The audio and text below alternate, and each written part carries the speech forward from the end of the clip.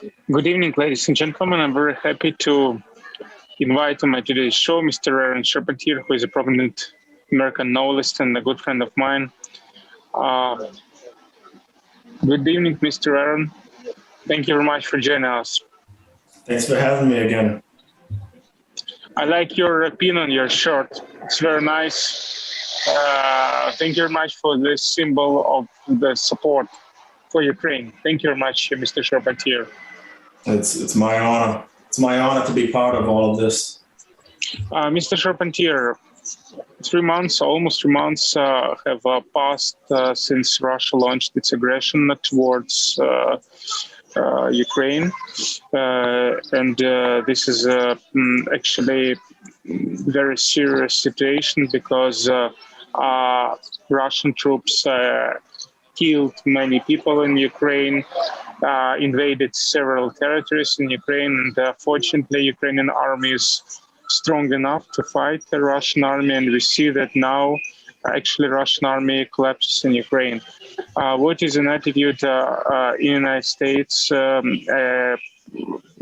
Basically, we're talking about public opinion because United States, President Biden, U.S. Congress provides an enormous support towards Ukraine, and we are very grateful for such support, which U.S. officials provide to Ukraine. It's very important. But what is about public opinion? Is still this conflict between Ukraine and Russia in the spotlight of U.S. media, and is still U.S. citizens talking about this? How can you, let's say, assess the station? For sure, Americans still fully support Ukraine. Even in my community, I live in New Hampshire, and I live in the Plymouth area. And just in this area, I've seen people standing out outside with the waving the Ukrainian flag, and so there's a lot of support, visible support, out in the public, people wearing pins, people donating their time and effort in New Hampshire to help some refugees who have arrived in New Hampshire. So yeah, I think that the support is still solid, in America in general, and in the community that I'm currently living in. Mr. Charpentier, now while let's say taking an interview from you, interviewing you, I'm sitting in the Victory Park in Odessa, which is very symbolic because Ukraine is going to defeat Russia for sure, and Ukrainian army will defeat Russian army. But I would like to ask you another question. As I told you before, we are very grateful for U.S. support for Ukraine, billions of dollars, which goes directly towards necessary ammunition, necessary weapon, which are very important in order to defeat Russian army. How actually, let's say, and we understand that these are billions of US dollars, which basically US government donates towards Ukraine. And we heard during last week that several members of Congress, they were, let's say, criticizing such enormous support which President Biden provides to, and the Congress provides to Ukraine. What is about people in the United States? Let's say, do they agree for, let's say, financial sacrifices and with the fact that U.S. state provides so much financial support towards Ukraine? Well, I think, Americans are feeling it, with higher costs too, of living.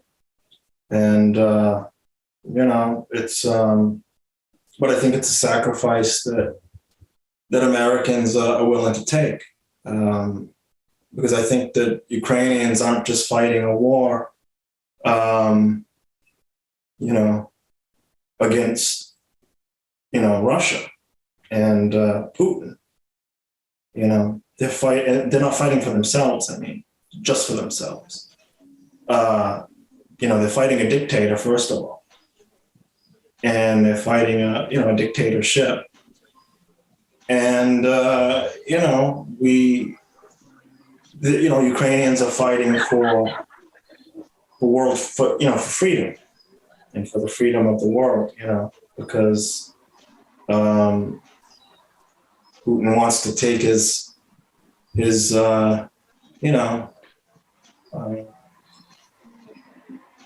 basically he wants to establish an empire similar to the USSR, right?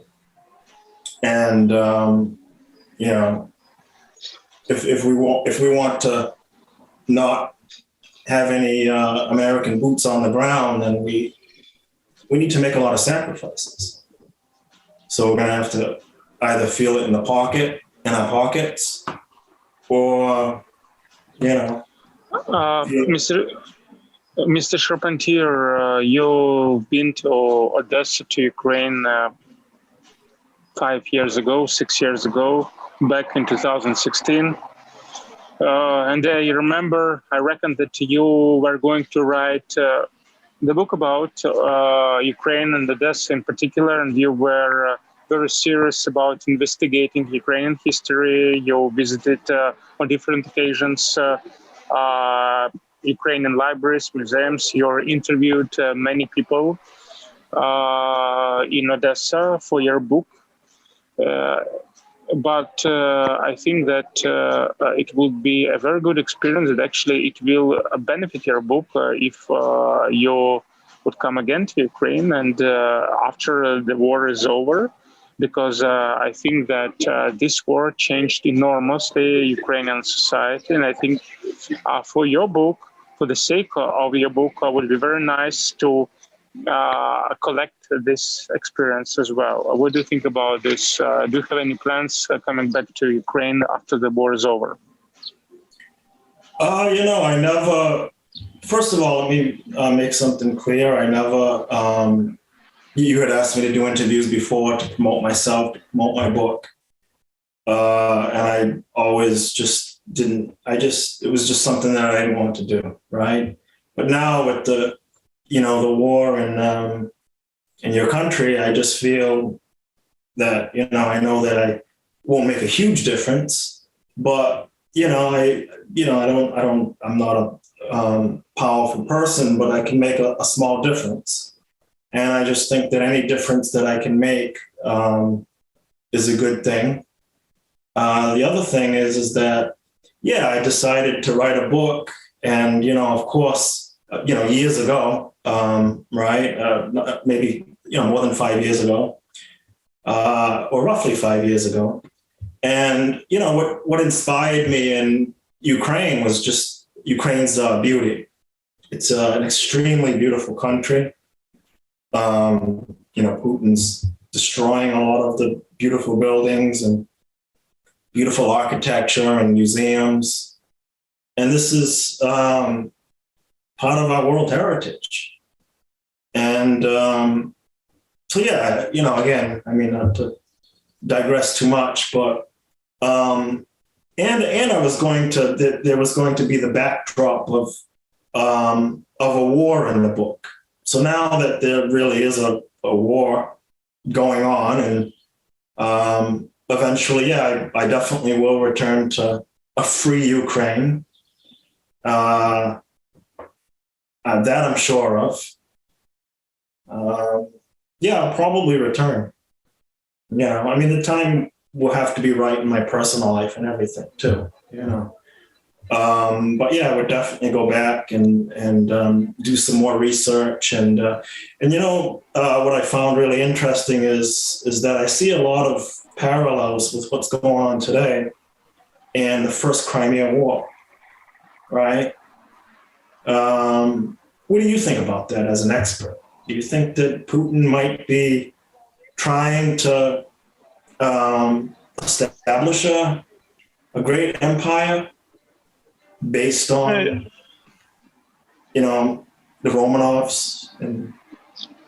No, you know, I remember that several months ago, a prominent Russian economist, Mr. Vladislav Inozemtsev, who actually on different occasions coming back and forth to the United States because he has many, let's say, contacts among U.S. economists as well as actually Ukrainian as well. And actually, Mr. Inozemtsev, he strongly supports Ukraine against Russian invasion. And he published an article in Russian where he stated that Putin probably will try to reestablish a monarchy in order to keep his and his surroundings financial and political position after he is going to redundant from the power.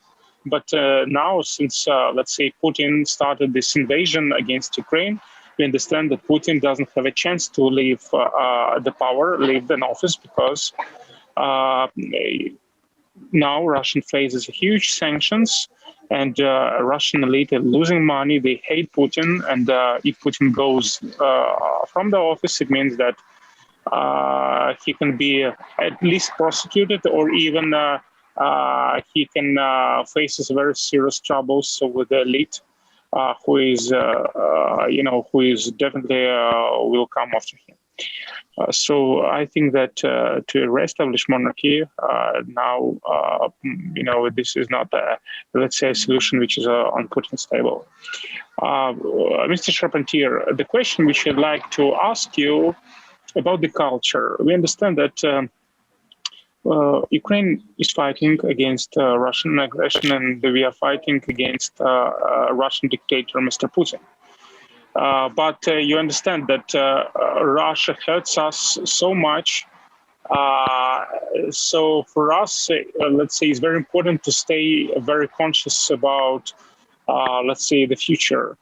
And obviously, this is a very important question: is it possible to separate Russian culture, Russian writers, novelists, and Russian authorities? Because you understand that now in Ukraine we have many people who say that we have to abandon Russian culture, we have to abandon Russian novelists, writers, etc. What do you think about this? Should we abandon Russian novelists, let's say Russian poets, etc., or we have to separate them from the dictator Putin? I think that we need to, separate the two, and I think that Russian culture is a big part of Ukrainian culture, and Ukrainian culture is an invaluable part of Russian culture, right? And I think that Ukraine needs to hold on to that valuable contribution to its culture. However, I do think that Ukraine, especially after the war, needs to move forward and try to become more a part of, the international culture and a more globalized culture. Of course, without losing its culture, because I think Ukraine is a very beautiful and a country with a really rich heritage, and you definitely don't want to lose that. But in other ways, Ukraine needs to look forward, and I don't think that Ukraine can see a future with the current Russian regime, obviously. Mr. Charpentier, usually, writers, novelists, they're very creative. And I remember that even you, when we met each other in Odessa, you always insisted on creativity as a very important part of, let's say, artist's life. You should develop your creativity. You should be creative if you want to achieve something on let's say, novelist path. So that lesson you used to give me. Unfortunately, I'm not a novelist, but at least I try myself in journalism, media, and creativity is also very important. But nevertheless, just what do you think about, let's say, the full stop of this war? When this war will be over? And what is your prediction? And also, I would like to ask you about, let's say, Westerns and Western politicians. So we see the bold position which President Biden's take against Russian invasion into Ukraine, and President Biden support Ukraine. But unfortunately, we don't see the same commitment from President of France, Mr. Macron, or even from Chancellor of Germany, Mr. Scholz, to support Ukraine. And it seems that Russia is trying to play this card, trying to put the pressure on France and Germany in order to, let's say, break up this bold position which Western allies have actually supporting Ukraine. So what do you think will be possible, let's say, to keep this bold position of the West for the support of Ukraine against Russian invasion? And when this war will end? What do you think? So first, I don't think that anyone in the world can predict when this war will end, because there are a lot of variables that are in place, and I think Putin will have to either stop this war or,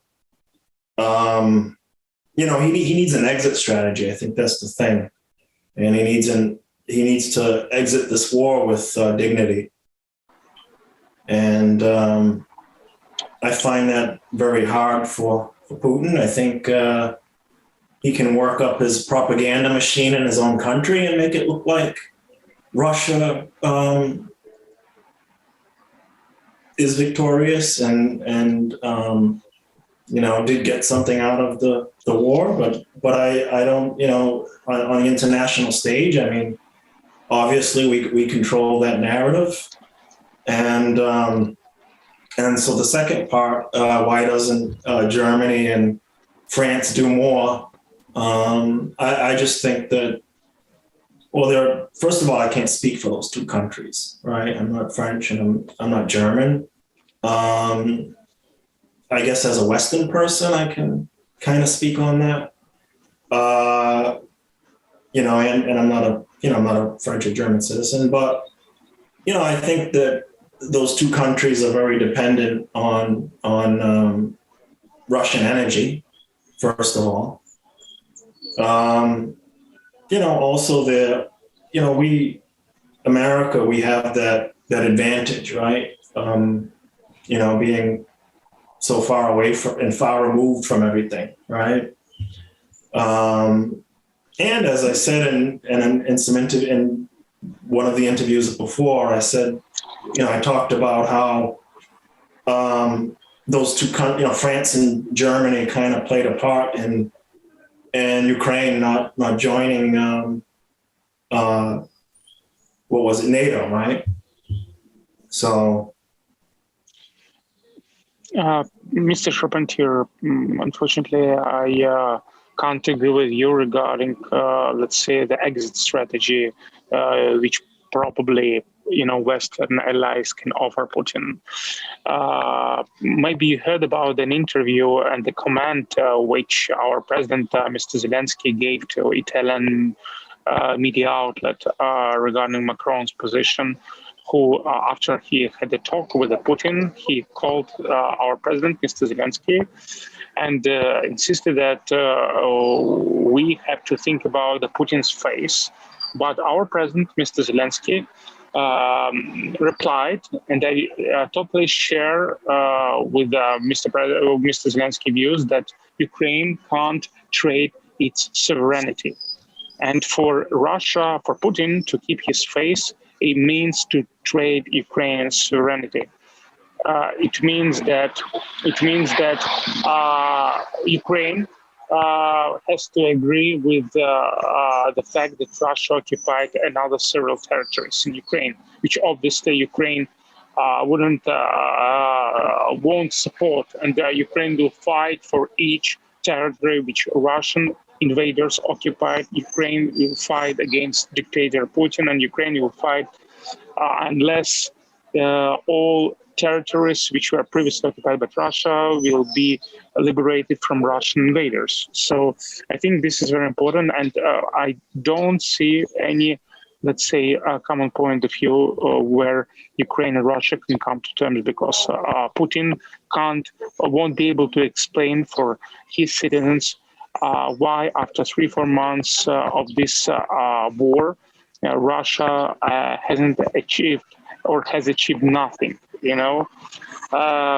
so it will be a collapse. It will lead to the collapse of Putin's regime, So in this situation, I don't see any point where we can come to terms with Russia, and that's why I think that.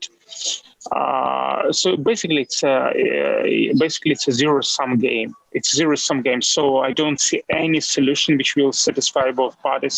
I think that Ukraine has to fight to the end, to its victory, and we should not support any proposals by President Macron or Chancellor Scholz, which leads to the trade of Ukrainian sovereignty.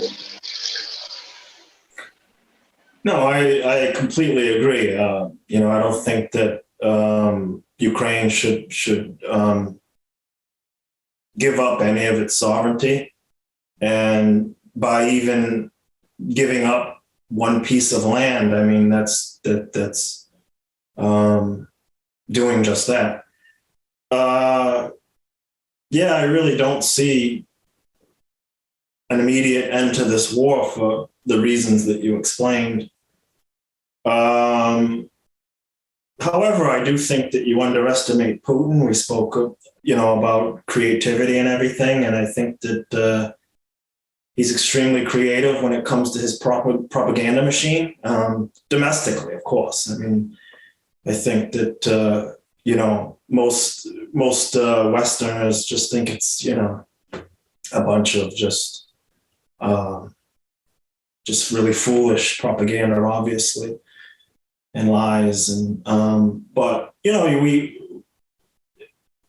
could spin some narrative to his people that makes him look like, even if he didn't, even if he doesn't walk away with some land, I'm sure that he can spin some sort of narrative that makes him look like he was victorious in some way. Mr. Charpentier, the last question I would like to ask you.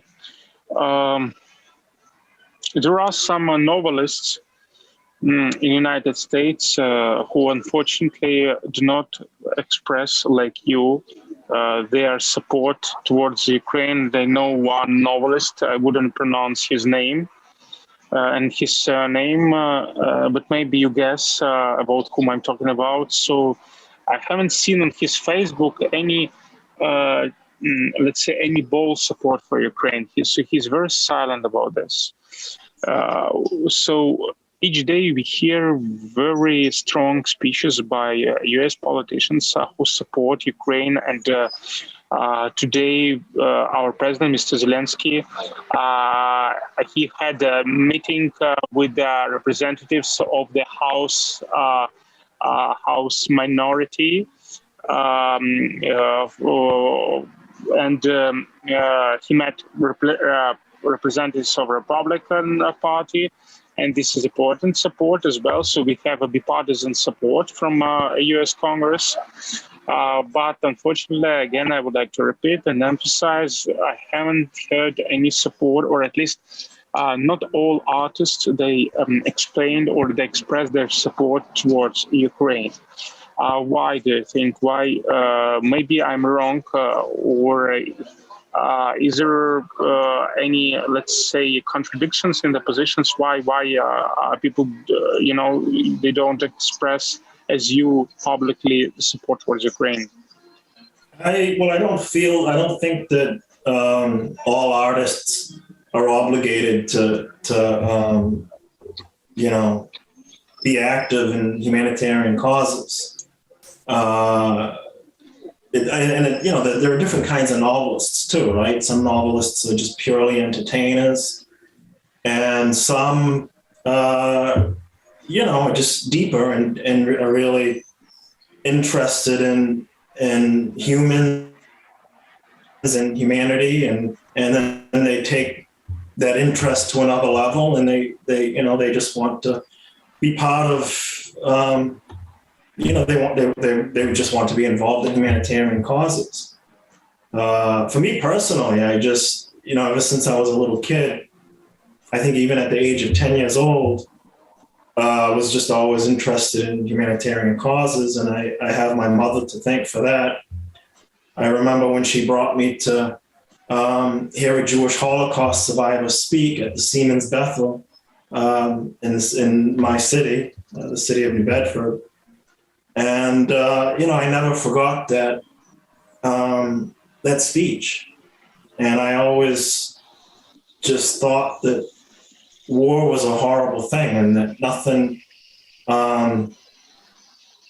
resembling the Holocaust should ever occur again, And, I think that's the number one reason, first of all. I think second, I've just always been the kind of person that just cares for other people, I think another reason that I'm interested in what's happening in Ukraine is, and this is kind of a selfish reason, and it's probably just because I have friends in Ukraine and I lived there, and I just, it's hard for me to it's just hard for me to take what's going on in Ukraine. I remember just walking around freely in Odessa and feeling completely safe, walking around Victory Park. And I want that data. Several days ago, probably heard that Russia actually destroyed the mall, which is basically outside city center of Odessa. If you remember, we went to this mall, the huge mall. We went there. I remember you were choosing their napkins, You probably remember. Handkerchiefs. You remember, yes? So Russia destroyed this mall, which, existed for, 12, 13 years. So basically, what is Russian is doing is basically it's barbarian actions. It's a genocide, which is Russia is doing. So I'm sure that Ukraine will defeat Russia, and Ukraine will be a victorious party in this conflict. At the beginning let me just make an observation. At the beginning of the war, it seemed like Putin wanted to keep a lot of the buildings intact and a lot of the infrastructure intact.